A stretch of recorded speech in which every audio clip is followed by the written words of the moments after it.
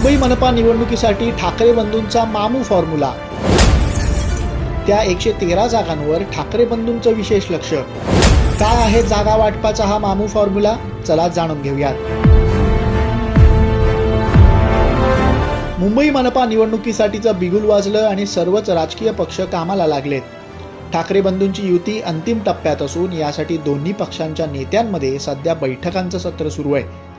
जागा वाटपावरून दोन्ही पक्षांमध्ये खलबत सुरू आहे। मनसे आणि शिवसेना जे पक्ष आजवर एकमेकांविरोधात लढत आले ते आज युतीला सामोरं जात असताना जागा वाटप नेमकं करणार तरी कसं? जागा वाटपाचा नेमका काय फॉर्म्युला वापरला जातोय याकडे सर्वांचं लक्ष लागून राहिलंय। यातच ठाकरे बंधूंकडून जागा वाटपासाठी मामू फॉर्म्युला निश्चित झाल्याचं वृत्त समोर आलंय। समोर आलेल्या माहितीनुसार शिवसेना ठाकरे गट आणि मनसेमधील जागा वाटपावर मामू म्हणजेच मराठी आणि मुस्लिम मतदारांचं समीकरण साधण्याचा प्रयत्न दोन्ही ठाकरे बंधूंकडून केला जाणार आहे। MA म्हणजे मराठी आणि MU म्हणजे मुस्लिम मतदार। त्यानुसार एकूण 227 प्रभागांपैकी मराठी बहुल असलेल्या 72 आणि मुस्लिम बहुल असलेल्या 41 अशा मिळून एकूण 113 जागांवरती ठाकरे बंधूंकडून विशेष लक्ष दिलं जात आहे। गेल्या वर्षी लोकसभा निवडणुकीत मुंबईतील भायखळा, माहीम, मानखुर्द, गोवंडी अशा मुस्लिम बहुल भागांमधून ठाकरेंच्या शिवसेनेला भरभरून मतदान झालं होतं। अतितटीच्या लढतीत शिवसेनेचे उमेदवार विजयी झाले होते।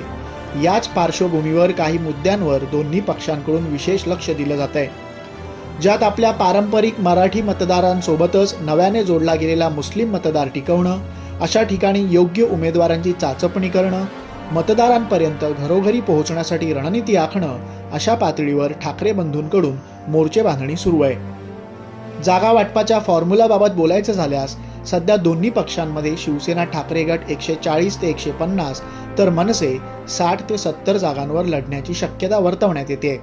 कोणत्या जागांवर युतीचं अडलंय तर जिथं मराठी मतदारांची लक्षणीय संख्या आहे अशा वरळी, दादर माहीम, शिवडी आणि विक्रोळी भांडूप अशा भागांतील जागांवरून एकमत झालेलं नसल्याचं सांगितलं जात आहे। हा भाग दोन्ही पक्षांचं प्रभाव क्षेत्र असल्यानं इथल्या जास्तीत जास्त जागांवर दोन्ही पक्षांकडून दावा केला जातोय। ठाकरे बंधूंची महायुतीला सामोरं जाण्याची भूमिका देखील ठरली आहे। यात उद्धव ठाकरे अल्पसंख्याक मतदारांना आपल्यासोबत ठेवण्याच्या रणनीतीवर काम करतायत, तर राज ठाकरे आपल्या आक्रमक आणि जोशपूर्ण भाषणांमधून मराठी अस्मिता चेतवून मराठी मतदारांना युतीकडे वळवण्यासाठी महत्त्वाची भूमिका बजावतील। तसंच दोन्ही पक्षांमधील ऐक्याचा भक्कम संदेश लोकांपर्यंत पोहोचावा यासाठी उद्धव ठाकरे आणि राज ठाकरे यांच्या मुंबईत 3 संयुक्त सभा होणार असल्याचं सांगण्यात येत आहे। ठाकरे बंधूंच्या या रणनीतीकडे पाहता मुंबई मनपासाठी दोन्ही बंधू पूर्ण तयारीनिशी रणांगणात उतरलेत असं म्हणता येईल। तुम्हाला काय वाटतं? ठाकरे बंधू या रणनीतीनं महायुतीचं आव्हान फोडून काढू शकतील का? तुमचं मत कमेंट करून सांगा आणि मुंबईशी निगडीत बातम्या अपडेटसाठी लोकमत मुंबईचे YouTube चॅनल सबस्क्राईब करा, फेसबुक, इन्स्टा पेज फॉलो करा। धन्यवाद।